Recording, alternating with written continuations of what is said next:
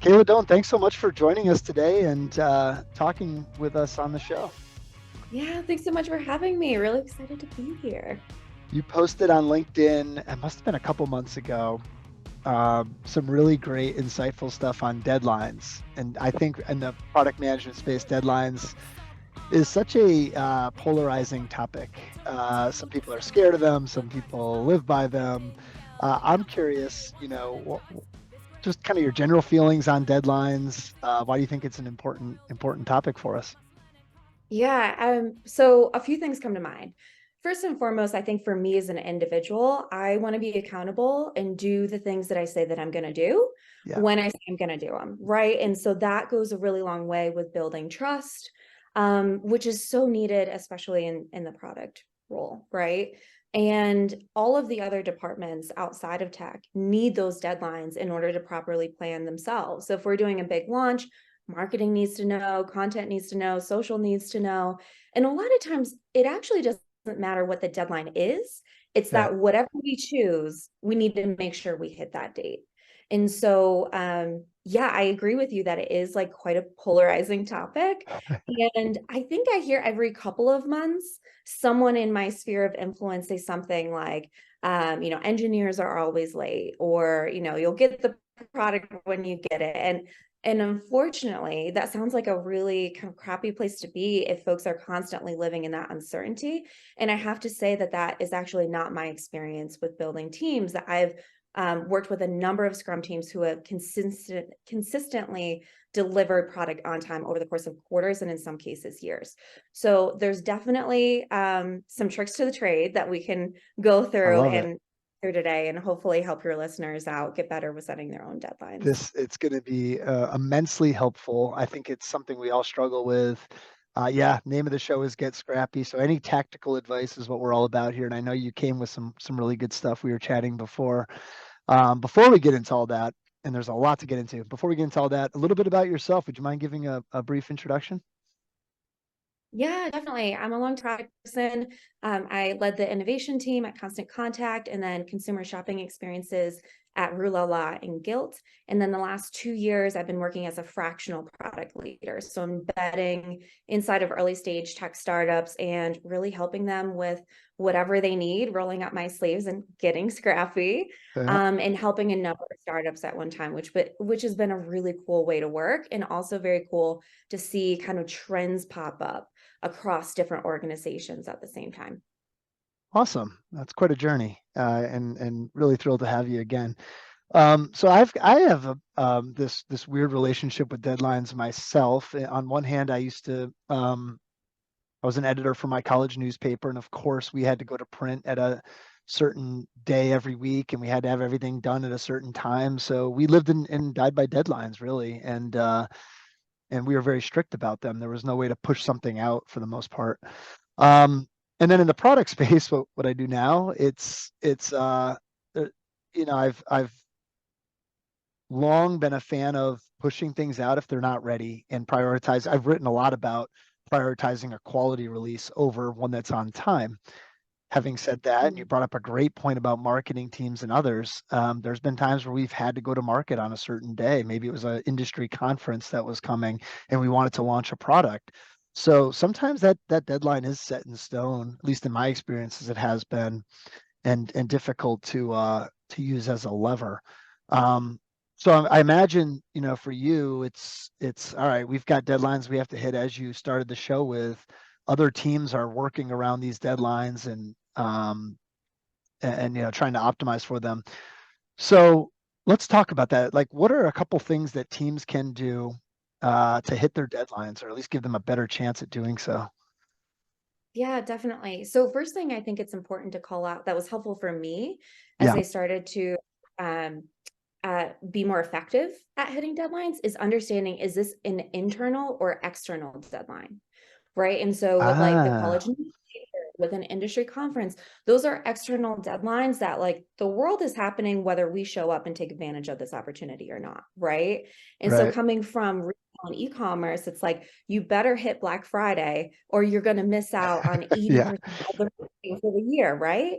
And so in those instances, it's really important to go to your team with that constraint and then work backwards into the solution. So I would say to my teams, hey guys, we have holiday season coming up. We need to launch something meaningful by really like mid-October for it to get traction and then for us to capitalize on that time period. So let's talk about like the most impactful things that we can do, knowing that that external date is like set, right? And Yeah. so with that, I would come up with, some project candidates that I would love for my team to give their own ideas and feedback on, and we can start from there.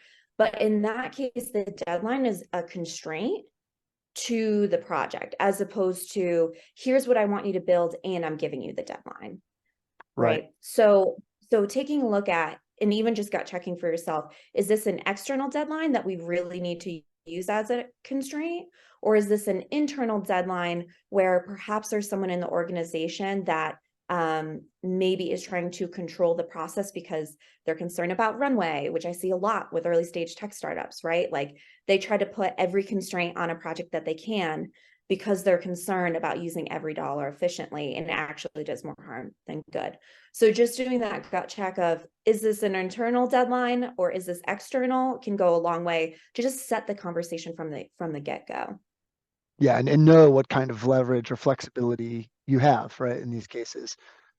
Yeah, definitely. And then to your point of, okay, what do we do from there? Hmm. One thing that I've really leaned into in the last few years is really giving space for my experts to be experts, right? So our engineers, our designers, our QA, like these are experts, some of our highest paid experts in tech companies, by the way, that we bring in for their expertise.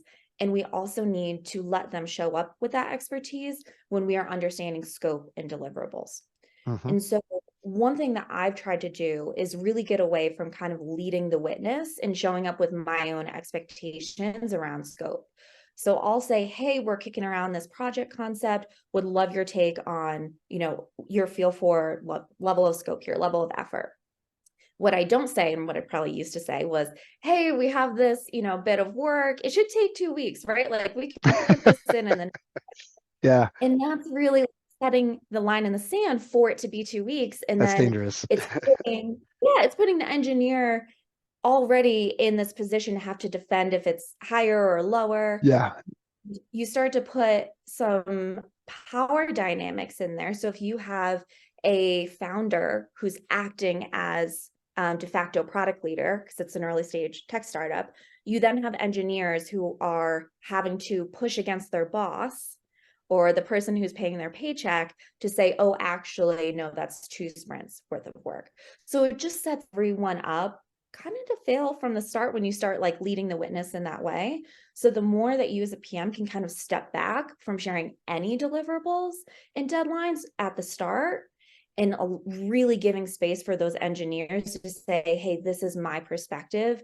Here's what I can do. And also think too, you may have done a project at another company that took 3 months, and your engineers, maybe it'll take 4 because they're different people, different skill sets, different time, different tech debt, right? So going in without our own preconceived ideas of how long something will take will really go a long way. So letting those experts really be the ones to set the kind of stake in the ground for around how much time something should take. I think that goes a long way.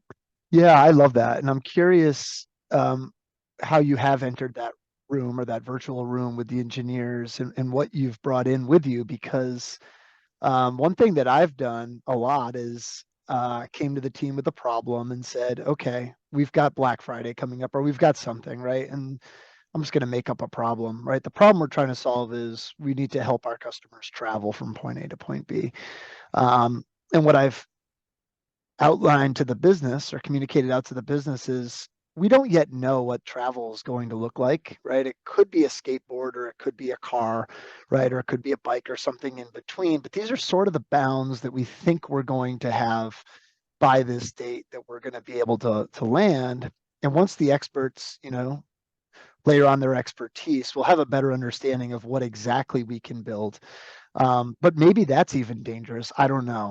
How does that idea sound to you? That's something I've been doing probably in the Yeah. last year. Well, I think that's kind of the dream, and it speaks to the Yeah. maturity level of the team, right? Yep. So if you're working with a new team, or a lot of startups that I work with are contracting dev shops. Sometimes they're in the US, a lot of times they're not. And so these teams are coming in really as hired guns.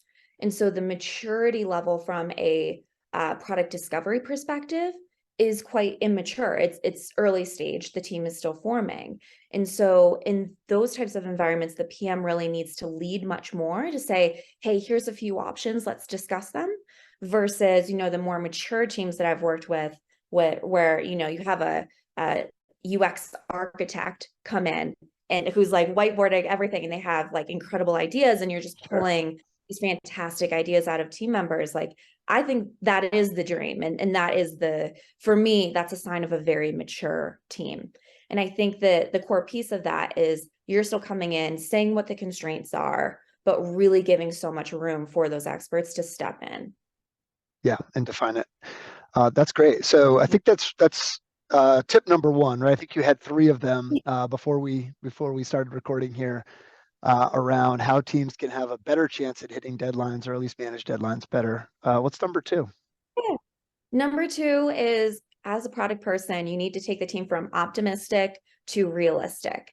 So I find so often with developers that I work with, engineers, they give estimates based on if everything were to go right. If, if there are no bumps in the road, here's the amount of time that they need to get their work done. And so some cases you need to ask questions around testing and QA, because their headspace is in the mindset of, how long is this going to be for me to do my portion of the work? And so you might be missing 20 to 30% of the scope right off the bat. So that's something you can kind of start to push on. But then also, we as PMs have a lot of tools in our toolkit. So we can go back to, if our team is using Jira or pointing tickets, we can go back and look, okay, what has the capacity been the last couple of sprints that the team has been able to hit? I've worked with a number of Scrum teams, even like pretty established Scrum teams, that I go in and they've been running like a 40-point capacity the last 4 or 5 sprints, but this is the sprint that they're going to get 80 points done, right? And so Yeah, there's just so much optimism with a team, which is great, but we as PMs have really the responsibility to go in and say, okay, that's great. Let's start with, 40 points in capacity that we'll take on the sprint. If we get to more, that's awesome. But we need to be really grounded in what's realistic, and then also share out dates and expectations outside of our team that just everyone feels confident in. Another tip could be is actually taking on that optimistic date from the team and say, that's great, let's try to hit this. Can you give me a conservative date? What does it look like if a couple of things were to go wrong? yeah. What are those things that will probably go wrong? And talk me through what a conservative estimate will be. And I'll say, I've really never had a team that didn't feel relief and like visible signs of like relief from sharing externally that conservative date, even if they're still marching towards that optimistic if everything goes great. So especially when we get into like multi-week projects, it can be really important to get to that conservative date and share that instead, and to really start to build up that credibility with the team. I think what I'm hearing is we have to be the party poopers in product and come in and go, yeah, but what if everything goes wrong? And bring that level Yeah, of realism to the you know conversation. what? It's really funny because I think when I really started growing in my product skill set, I felt that way. Like I felt like I was like the naysayer. Yeah. Now I almost feel like I'm the therapist, where Yep. I'm like, I just want you to feel so good. I want you to feel so confident. I don't want you to work weekends. I don't want Right. you to work nighttime. You're protecting the team. Yeah. Yes. And Yep. so actually these steps go a very long way in building psychological safety. And you're Yeah. also saying to your team, like, hey, I've got your back. Like, I want to protect you, make you look fantastic to everyone else in the organization. And so, really, it can just go such a long way with building that psychological safety with the team. That's huge. Yeah. My first manager in product management, Piyush, if you're watching, hi Piyush. Uh, I always remember I think one of the first things he said to me was, always protect your devs. And Mhm. that stuck with me. And then I also had a manager just a few years ago, and I didn't even understand it at the time, but he said, our job is risk mitigation in product management. And I thought, that's a strange way to put it. I thought we were building really cool stuff. But he's actually right? A lot of what we do is risk mitigation. When I hear you say, yeah, we're envisioning the happy path of here's how I'll build it and everything will work. And, but there's all the other stuff, right? Like, well, what about zero state, right? When you're starting, what about migrations? If you got to, you know, retroactively make Yeah. something work for customers that already exist. There's all that ugly stuff that kind of hangs off the happy path that we have to think about.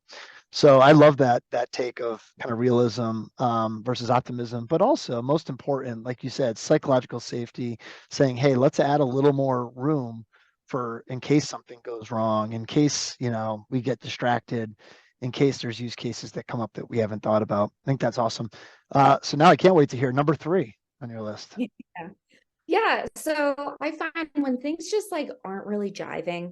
within the engineering team, when things just like feel kind of shitty, I find that 9 times out of 10, just getting back to the Agile Scrum basics kind of Yep. work everything just kind Yes. of works itself out. And Yep. so some things that I see with earlier maturity teams, some of the Agile Scrum meetings that if we're doing it in really kind of by the book, some of those meetings will fall off. So sprint retrospectives, like making sure that we're doing them after every sprint. I've seen companies that have for months and months be in these like incredibly charged communication settings, and then with a 1 hour meeting, a sprint retrospective, like everyone's happy again, Everyone's trust is back. Yeah. rebuilt, feels good. And so just checking in on, are we doing the fundamental basics? And that can be a little bit challenging with the engineering team if they have a very anti-Scrum, anti-Agile, process is bad, we want to move fast kind of mentality. But really, every time I take the time of the team to kind of slow down, make sure we're putting in the meetings that should be there for Agile ceremonies, things just kind of work themselves out. One more tip on that front is I use spikes quite a bit. And so this Mm. also goes back to the bringing the team from optimistic to realistic. Yeah. So like, for example, just this past week, I asked an engineering team, we're scoping out a feature that'll take a few sprints. So already there's a high amount of risk to it, right? Sure. And so I asked the team, hey, if something were to go wrong in here, what is the thing that's going to go wrong? And so they think about it and then they say, oh, actually, this area is a little bit gnarly, or I'm not quite sure on this area over here. And I say, okay, great. We're going to do some mini investigations before we start any work, to maybe spend a couple hours, maybe it's a half a day, to do investigations into those areas that are a little bit more concerning. And then coming out of that, those engineers just have so much more confidence in their estimations and their plan of attack for those potentially risky areas. So doing those spikes is also really huge for getting ahead of any of those gotchas that might come up on the back end. Love it. Kayla, we're almost out of time. You're a wealth of product knowledge. Where can others go to learn more? Some of your thoughts and tips on product management. Yeah. So why don't we put my LinkedIn and my website, intentionalventures.com, in the show notes, and they Sure. can be there. That's great. Is it Intentional Ventures? Is that? Yep. I Yep. want to say that again for everybody. Intentional-ventures.com. Yeah. It's always great catching up. As I mentioned before, you've got so much knowledge to share, and thanks for doing it here on the show. We really appreciate it. Thanks. Have a good one. Appreciate it. You too. Bye.